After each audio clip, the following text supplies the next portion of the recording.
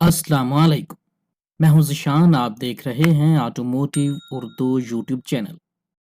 यार दोस्तों, अगर हम पाकिस्तानी मार्केट की बात करें तो यहाँ पर गाड़ियों की क्वालिटी के हवाले से हमेशा से ही तनकीद की जाती रही है।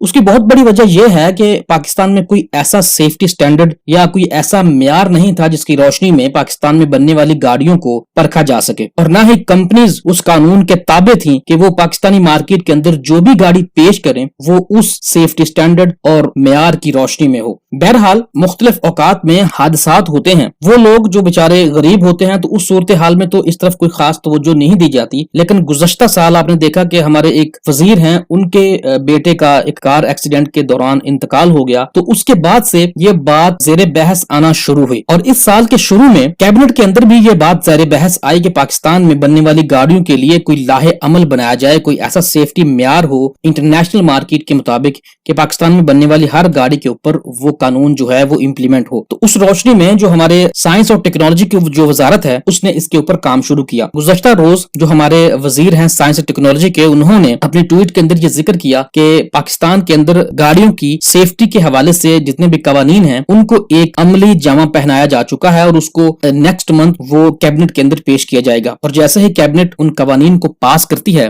तो फिर इन कवानीन को पाकिस्तान में इम्प्लीमेंट किया जाएगा। अभी इसकी रोशनी में पाकिस्तान में मुख्तलिफ टेस्ट लैब होंगी, मुख्तलिफ जो है वो वर्कशॉप्स बनाई जाएंगी जो कि गाड़ियों को उस मेयार के ऊपर परखेंगे। वहीं पर हमारे जो लोकल ऑटो इंडस्ट्री के स्टेक होल्डर्स हैं उनका ये कहना है कि हुकूमत को ये चाहिए कि वो बजाय पाकिस्तान के लिए अलहदा कानून बनाने के इंटरनेशनल कवानीन को पाकिस्तानी मार्केट के अंदर लेकर आ जाए ताकि कंपनीज के लिए उनको अडॉप्ट करना आसान हो।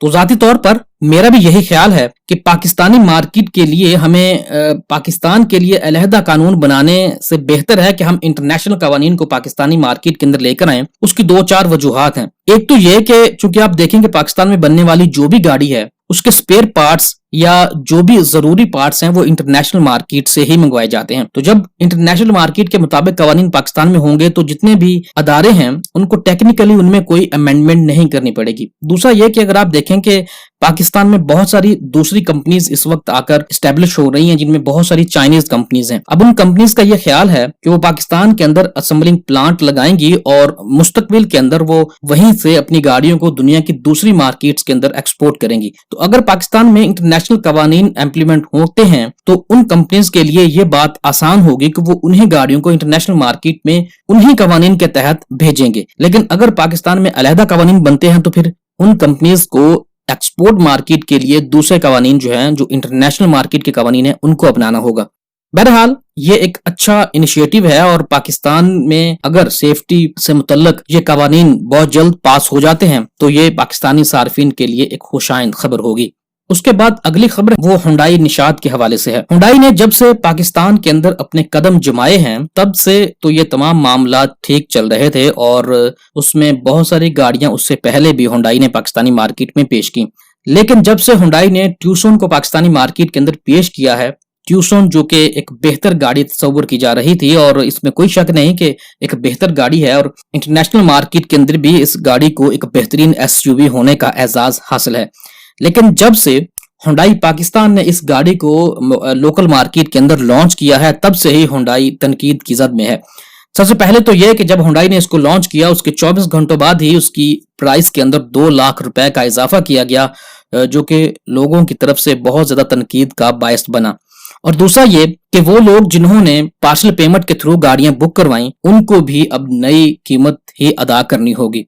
वहीं पर एक ग्राहक जो कि हुंडई के इन इकदामात से तंग था वो अदालत जा पहुंचा है और उसने फैसला किया है कि वो अपना केस जो है वो अदालत में लड़ेगा। हुंडई ट्यूसन जब लॉन्च हुई तो रावलपिंडी के एक रहायशी ने वहां मौजूद लोकल डीलरशिप जो कि हुंडई की ऑथराइज्ड डीलरशिप है वहां पर राब्ता किया, और उन्होंने वहां से जो भी मालूमात थी वो हासिल की। जब ये ग्राहक वहां डीलरशिप पर जाते हैं तो उनको बाकायदा तौर पर जितने भी लवाजमात होते हैं उसके बारे में आगाह किया जाता है। उसके साथ ही ये ग्राहक अपनी गाड़ी को वहां पर बुक करवाते हैं, जितनी भी जो भी डाउन पेमेंट जो कि तकरीबन 15 लाख रुपए है वो वहां पर जमा करवाते हैं और करवा कर वो चले जाते हैं। लेकिन अगले ही रोज उस डीलरशिप से उन ग्राहक को फोन जाता है कि आपकी गाड़ी जो है وہ ہم آپ کو مقررہ وقت کے اندر ڈیلیور نہیں کر سکتے۔ یاد رہے کہ ہنڈائی نے ان کو یہ بات کہی کہ آپ کی گاڑی جو ہے وہ بکنگ کے 6 سے 8 ہفتے تک آپ کو ڈیلیور کر دی جائے گی، لیکن جب اگلے روز ان کو کال کی جاتی ہے کہ آپ کو گاڑی ڈیلیور نہیں کی جا سکتی، تو جو گاہک تھے وہ غصے میں آئے اور انہوں نے کنزیومر ایکٹ 2005 کے تحت ہنڈائی کے اوپر مقدمہ دائر کیا ہے۔ اور یاد رہے کہ گاہک کا یہ کہنا ہے کہ میں نے گاڑی کو خریدنے کے لیے اپنا ایک پلاٹ بھی بیچا، اور اب 2 کروڑ کے قریب جو ہے وہ ہرجانہ انہوں نے کمپنی کو دائر کیا ہے، جس میں 2 لاکھ روپے کے قانونی اخراجات جو ہیں وہ بھی کمپنی کو جرمانے کی صورت میں ادا کرنا ہوں گے اگر وہ جو کنزیومر ہے وہ اس کیس کو جیت جاتے ہیں۔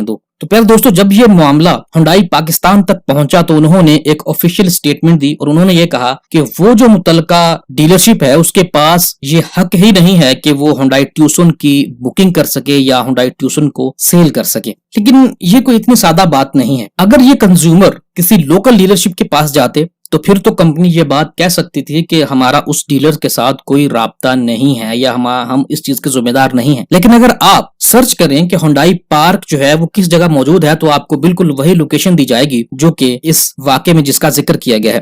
پشاور روڈ راولپنڈی کے اندر یہ ڈیلرشپ موجود ہے اور باقاعدہ طور پر بظاہر یہ ہنڈائی کی آتھورائز ڈیلرشپ ہے، جس کے اوپر ہنڈائی کا سائن بورڈ ہے، ہنڈائی کا ایمبلم اس کے اوپر لگا ہوا ہے، اور ہنڈائی کی دوسری گاڑیاں وہاں پر ڈیلرشپ کے اندر کھڑی ہوئی دکھائی دے رہی ہیں۔ کوئی بھی واکنگ کسٹمر جو ہے وہ جب یہ دیکھے گا کہ یہ ہنڈائی کی آتھورائز ڈیلرشپ ہے تو وہ ڈیفینیٹلی اس ڈیلرشپ کا رخ کرے گا اور وہ وہاں سے جا کر اپنی گاڑی کو بک کروائے گا۔ لیکن اگر ہنڈائی آج یہ کلیم کرتا ہے کہ وہ ان کی آتھورائز ڈیلرشپ نہیں ہے تو پھر ہنڈائی نے اس کے خلاف ایکشن کیوں نہیں لیا؟ کیونکہ وہ ہنڈائی کا نام استعمال کر رہے ہیں۔ اور اگر ہنڈائی یہ کہتی ہے کہ وہ ہمارے آتھورائز ڈیلرشپ ہیں تو پھر ہنڈائی کو پاکستان کے اندر سرزد ہونے والی غلطیوں میں ایک مزید غلطی ایڈ کر لینی چاہیے کہ ان کی آتھورائز ڈیلرشپ کی طرف سے ایک کنزیومر کو ہزیمت کا سامنا کرنا پڑا ہے۔ تو پھر دوستو، یہ معاملہ جو ہے یہ صرف ہنڈائی کے ساتھ ہی نہیں ہے۔ اگر آپ اس سے پہلے بھی دیکھیں تو یارس کی صورت میں بھی، یارس ابھی لانچ نہیں ہوئی تھی تو اس میں بہت سارے لوگوں نے بکنگ کروائی۔